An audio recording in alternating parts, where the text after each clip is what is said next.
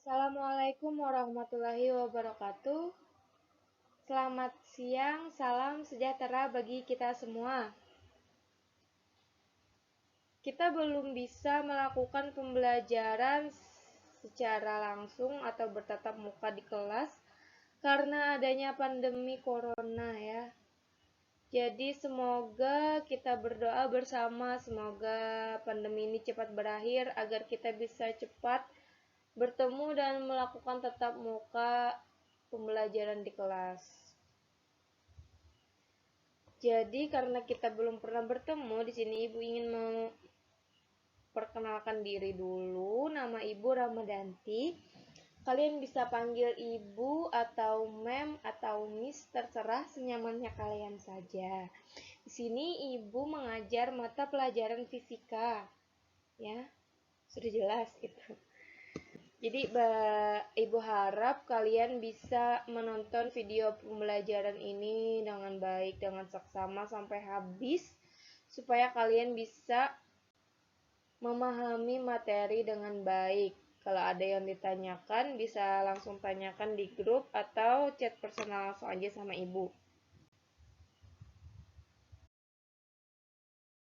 Nah, baik, kita mulai. Sebelum memulai belajar, di sini Ibu ingin kalian mengingat persamaan kecepatan linier dulu. Kecepatan linier ini persamaannya V sama dengan S per T. Atau perpindahan dibagi dengan selang waktu. Kecepatan linier ini maksudnya kecepatan gerak lurus ya, tidak melingkar. Maksudnya dia hanya kiri ke kanan, kanan ke kiri, atau atas ke bawah. Hanya vertikal atau horizontal saja geraknya. Kemudian yang harus kalian ingat persamaan yang kedua adalah gaya hukum 2 Newton, F sama dengan M kali A, atau gaya sama dengan massa dikali percepatan. Nah, sebelumnya Ibu ingin kalian menebak kira-kira lebih besar mana gayanya atau lebih berat mana ketika kita membuka pintu dengan memegang engsel di ujung dan di dekat engsel pintu itu. Kira-kira lebih berat yang mana atau lebih besar yang mana gayanya yang kita berikan? Yang di ujung atau yang di dekat engsel? Pasti jawabannya itu yang di dekat engsel. Kalau kalian tidak percaya, coba deh kalian buka pintu ya, ada gegangnya ya, di ujung dan di dekat engsel. Kalau Bu, mun pintu ulun atau lawang ulun kada begagang bang Bu, kayak Pak. Kalau kada ada gagangnya, bisa coba langsung dengan pintunya ya, di ujung dan di dekat engsel pintu yang tempel di dindingnya tuh. Jadi coba di ujung yang jauh lawan engsel, lawan yang di dekat engsel, yang mana lebih berat kalian mendorong pintu itu? Pasti yang di dekat engsel. Nah, kenapa hal itu bisa terjadi? Untuk mengetahui alasan mengapa lebih berat didorong di dekat engsel daripada di ujung atau berjauhan dengan engsel, maka hari ini kita akan belajar mengenai rotasi dan keseimbangan. Materi pertama yang harus kalian ketahui itu adalah kecepatan sudut. Kecepatan sudut ini ada dua. Ada kecepatan sudut rata-rata, ada kecepatan sudut sesaat. Yang pertama, kecepatan sudut rata-rata. Rumusnya itu adalah omega bar sama dengan delta theta per delta t. Ini delta theta per delta t. Di mana delta theta adalah perpindahan sudut atau radian satuannya. Delta t itu perubahan waktu satuannya second. Omega bar itu kecepatan sudut rata-rata satuannya rad per second. Ternyata ada satuan lain selain rad per second. Kalau rad per second ini satuan SI-nya. Kalau RPM ini satuan jadi nanti kalau di soal ya, diketahui itu RPM satuannya. Jadi kalian harus ubah dulu satuan RPM ini ke rad per second dengan mengalihkan 2 pi per 60. Kemudian selanjutnya kecepatan sudut sesaat. Oh iya, yang harus kalian ini adalah info penting.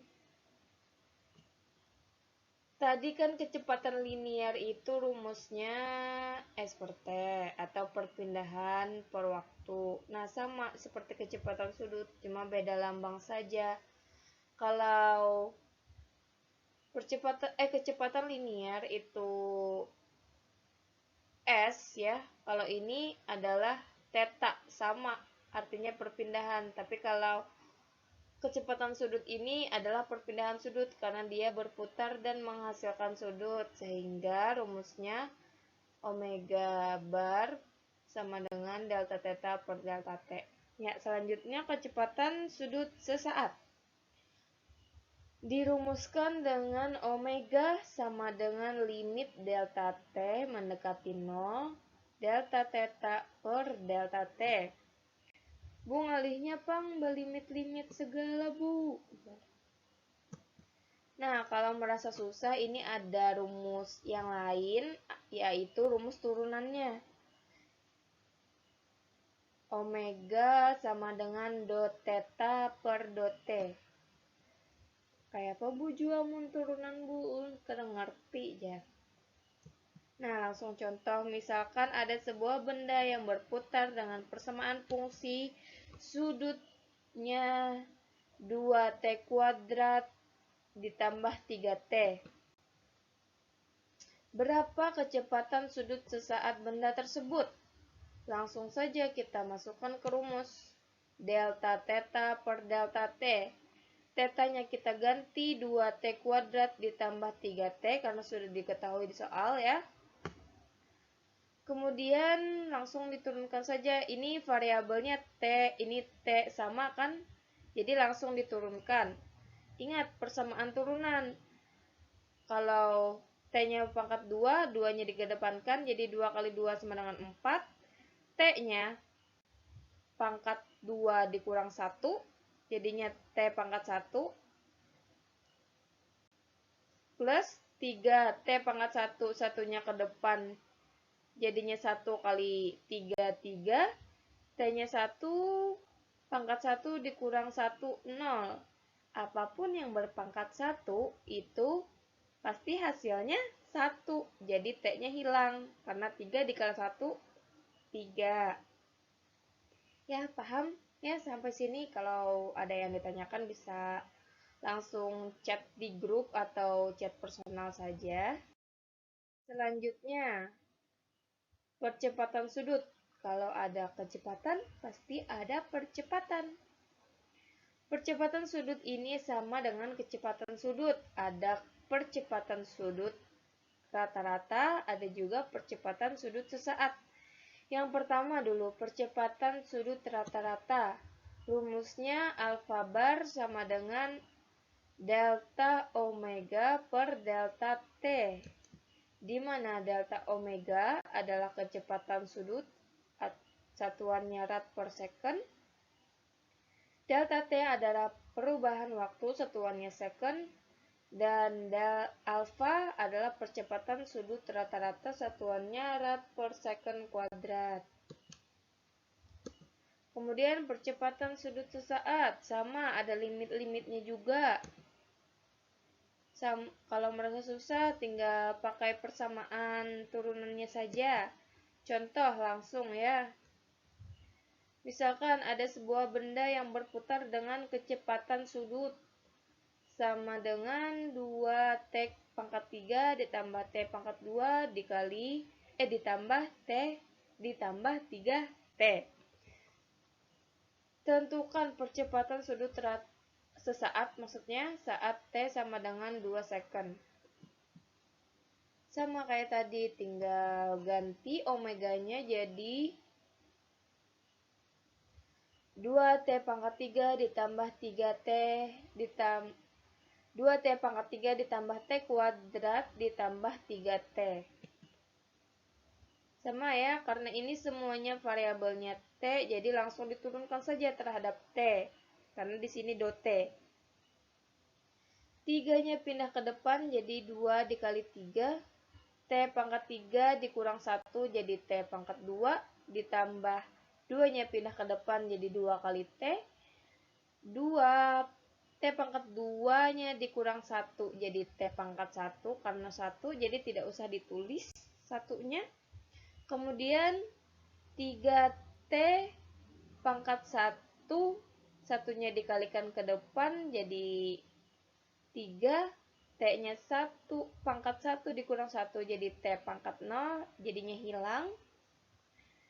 Jadi 6, 2 kali 3 sama dengan 6T kuadrat ditambah 2 kali T, 2T ditambah 3.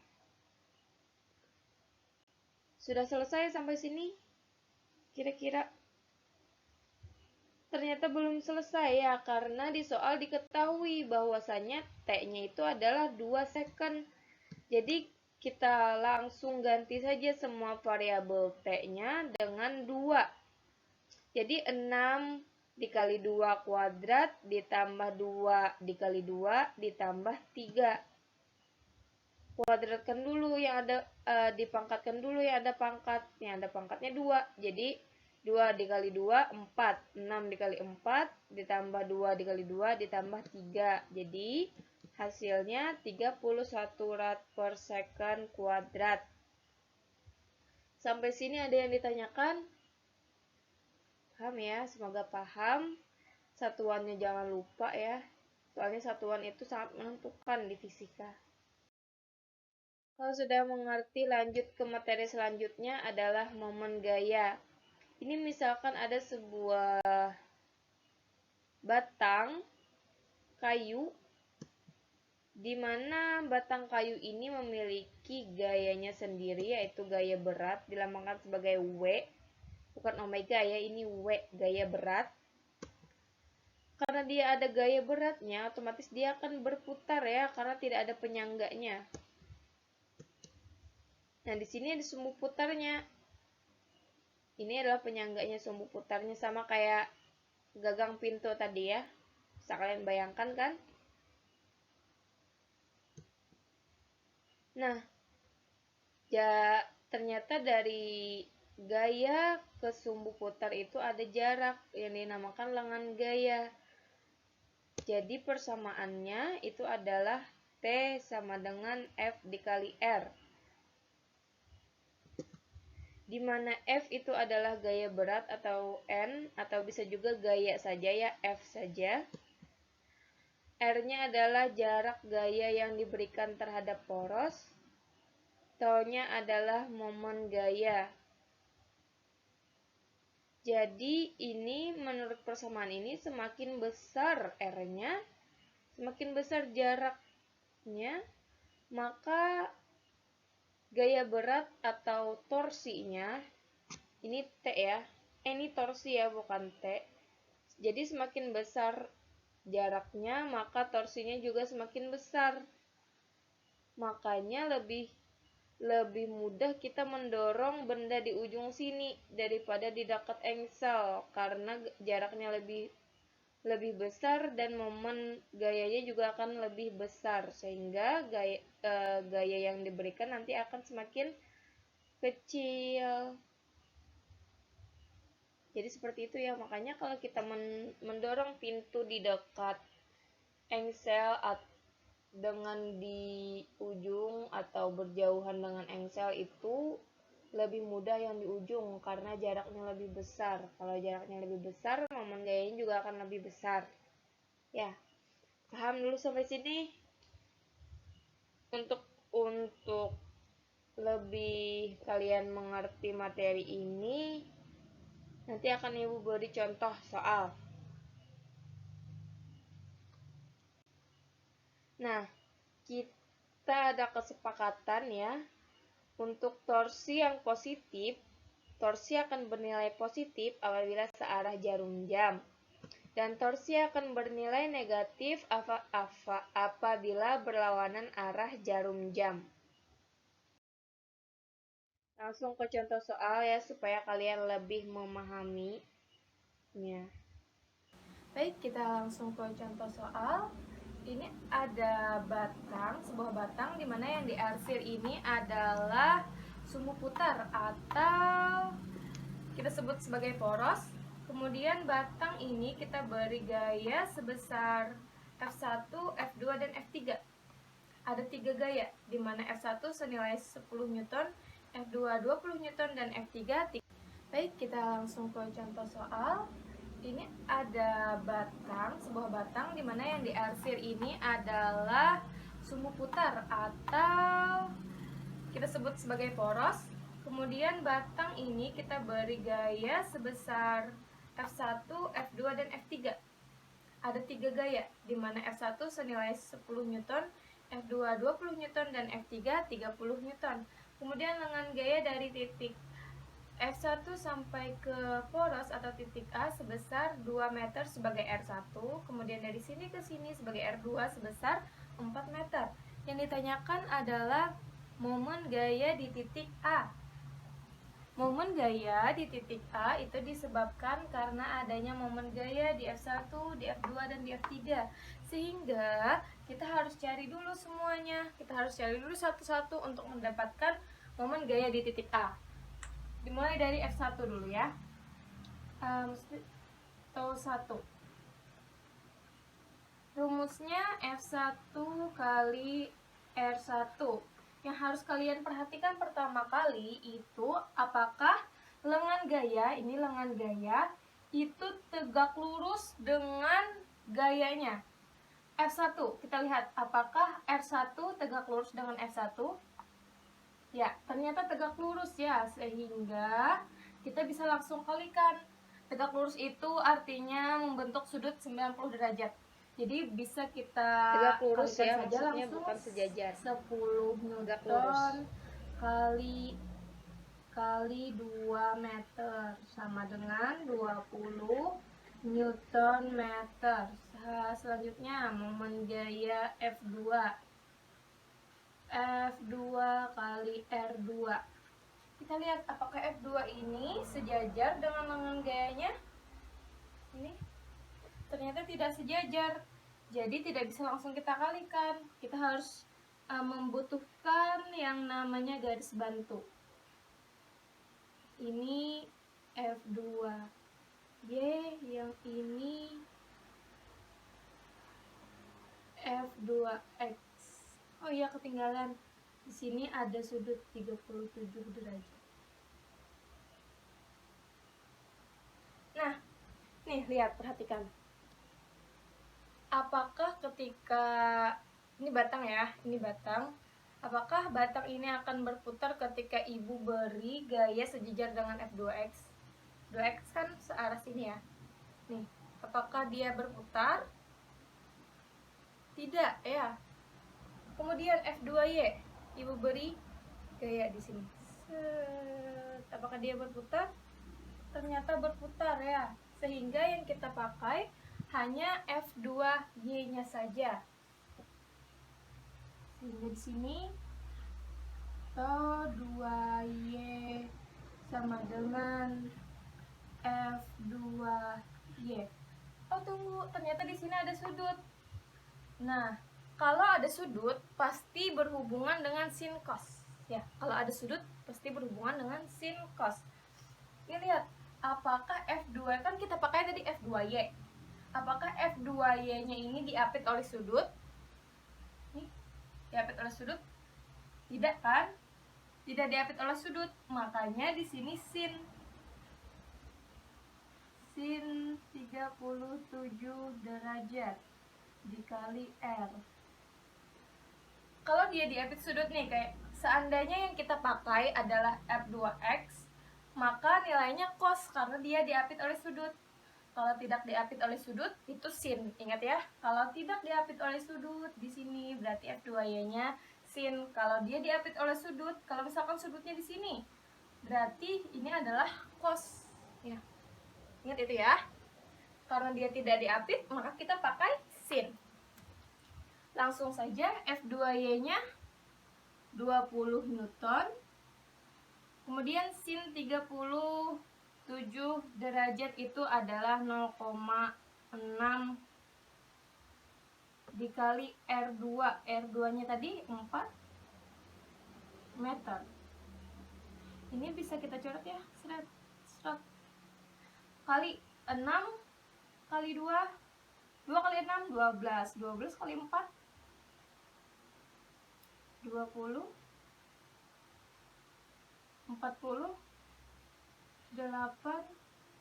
Newton meter. Ya, paham ya? Sampai sini bisa mengikuti kan? Kemudian yang terakhir kita lihat momen gaya di F3.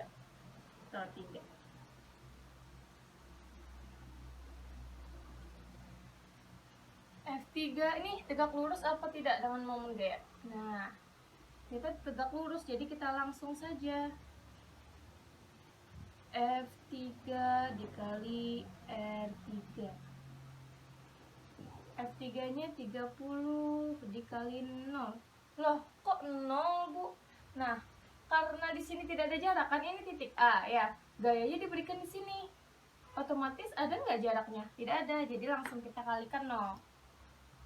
Sehingga tidak ada momen gaya di F3 ya. Kemudian baru bisa kita jumlahkan.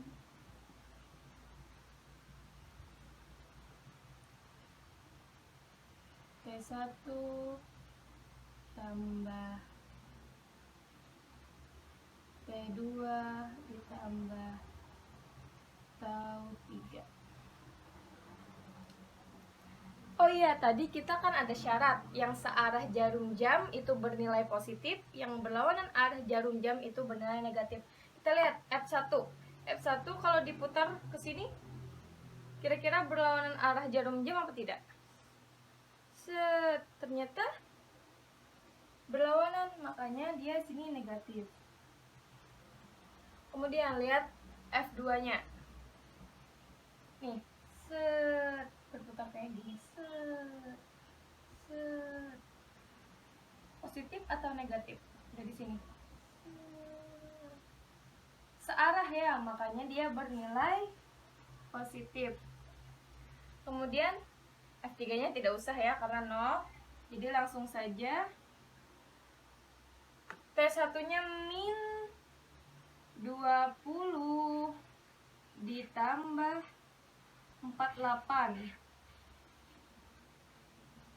Nah, punya utang 20 dibayarin dengan uang 48.000. Jadi samakan 48 dikurang 20. Jadi duitnya sisa 8,20. Nah, baik, itu tadi penjelasan